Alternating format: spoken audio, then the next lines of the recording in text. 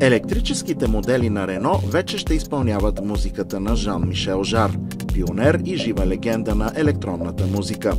Албумът му «Оксижен» му носи световна слава, а днес негови композиции не само посрещат и изпращат водача в новото Рено Сеник, а също така предупреждават с нежната си мелодия пешеходците при появата на безшумният електромобил. Да чуем звуковият дизайн, сътворен от Жан-Мишел Жар за премиерата на Рено Сеник на изложението ИАА в Мюнхен.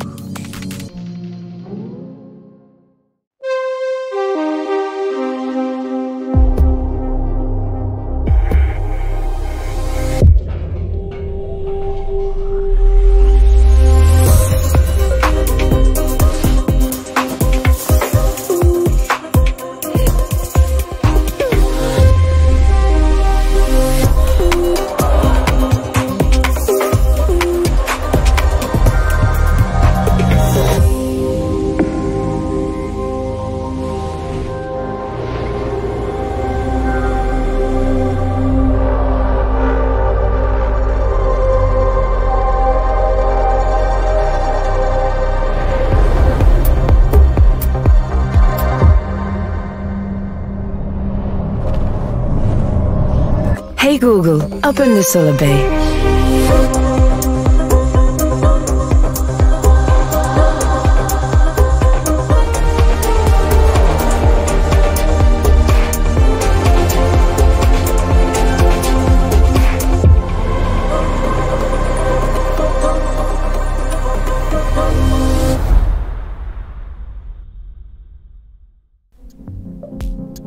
В рамките на представянето на новия електрически Рено Сеник, Auto-Bild България успя да разговаря ексклузивно с Жан-Мишел Жар. Попитахме го първо какво го инспирира да пише тези страхотни и нестандартни мелодии. Когато бях тинейджър, свирах в различни рок-групи, с които имахме и немалко концерти, спомня си Жар. Осъзнавах, че това е музиката на моето поколение, а и може би на следващото след нас.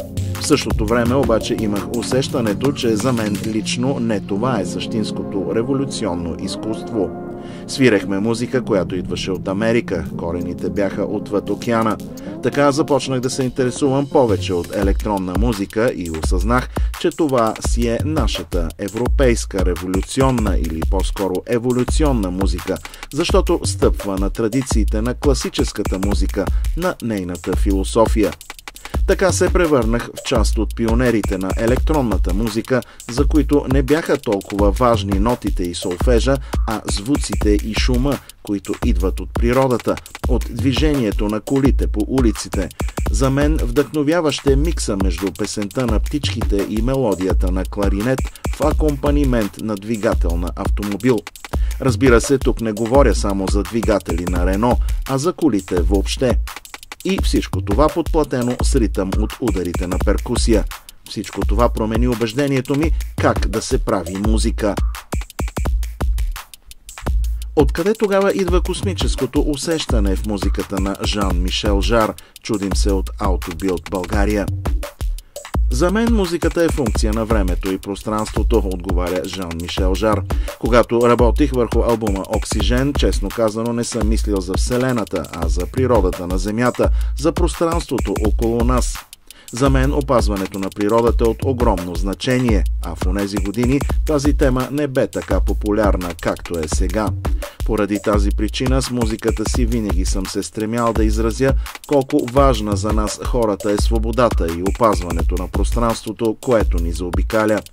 Предполагам, именно това е била причината музиката ми по време на Желязната завеса да бъде забранена в Русия, тогава Съветски съюз. Защото тя се превърна в символ, въпреки че изпълнявах без никакъв текст, без вокали, своеобразен символ на свободата, на независимостта, на бягството от политическия натиск. Вероятно оттам идва и тази асоциация с безкрайното и космоса.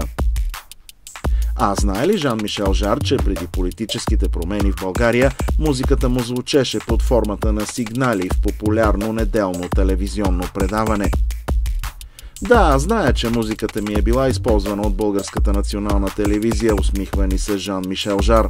Но уверявам ви, не съм получавал авторски права за това, но това също така не е важно в момента. По-впечатляващо за мен е, че първите писма от фенове, които получих като музикант, дойдоха именно от България и от Полша, преди всички останали държави. Това действително е невероятно, защото се случи по време на желязната завеса. Поради тази причина до ден днешен изпитвам огромно уважение към България и феновете от вашата страна. А дали за Жан-Мишел Жар има разлика, когато пише музика, веднъж за живи почитатели, друг път за високотехнологични, но все пак неодушевени електрически автомобили? Честно казано, в края на деня става дума за едно и също, отговаря Жан-Мишел Жар. Въпросът е какво те инспирира. За мен вдъхновението основно идва от срещите с хора. В конкретния случай бях впечатлен от Лука де Мео, шефът на Рено. Когато се срещнахме, той ми сподели, че най-важното за него в един автомобил е именно звукът. Това за мен вече бе едно добро начало. Той предложи да съчетаем моята музика с електрическите модели на Рено. Днес мога да добавя, че се получи интересна комбинация от винтидж в мое лице и футуризъм в лицето на Рено. Факт е, че Рено е много нестандартна компания, която действа извън отъпканите пътища. Тя е истински пионер и визионер. Много от моделите на марката са наистина революционни. Освен това, винаги е имал амбиция и желание да бъде част от поп-културата. Всъщност, само две компании от света на автомобилите са били важни за нас рок-музикантите – Volkswagen и Renault. Това днес е история, но за мен във вените на Renault продължава да тече тази комбинация от ретро и поп. Същото се постарах да уловя при озвучаването на представянето на новия електрически Сеник. Това е микс от оригиналния запис на тавата Оксижен и последният ми албум в търсене на футуристичния звук на настоящата 2023 година. Тогава птиците, които се чуват в новите композиции, дали са истински или са електронно симулирани, любопитстваме от Autobild България.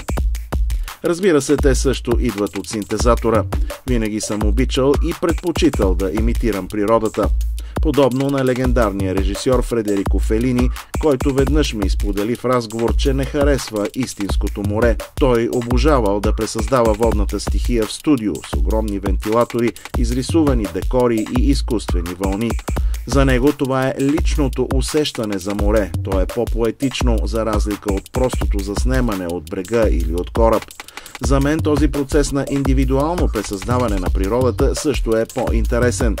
Поради тази причина обичам импресионисти като Ренуар и Моне. Техните картини са толкова далеч от реалността, но ти внушават отлично емоцията на реалния свят. Затова и аз обожавам електронните звуци. Тази възможност да пресъздадеш индивидуално звука на вятъра и дъжда, защото това ти дава нещо по-различно като усещане. Естествено, съвсем не искам да заменя истинския вятър и дъжд. Не това е целта ми. Самият процес на интерпретация за мен е основен, споделя Жан-Мишел Жар. А ако продължим в тази посока, кой е автомобилът в състояние да достави истинско удоволствие на Жан-Мишел Жар, продължаваме да разпитваме от Autobild България. Интересен въпрос, замисля се музикантът. Винаги съм обичал колите, звукът на двигателите с вътрешно горене. Но с появата на електромобилите постепенно започнах да усещам класическите ДВГ автомобили като част от миналото. Например, звукът на едно Ламборгини. То вече си е история за мен. Това не може да бъде визията за бъдещето, както е било някога. За мен разделителната линия в това отношение е COVID. Преосмислянето на ценностите по време на пандемията затвърди в мен усещането, че електрическите автомобили са бъдещето на нашето общество. Колите с ДВГ са като старите стационарни телефони, свързани с кабели, а автомобилът на днешният и на утрешния ден е новият електрически Рено Сеник.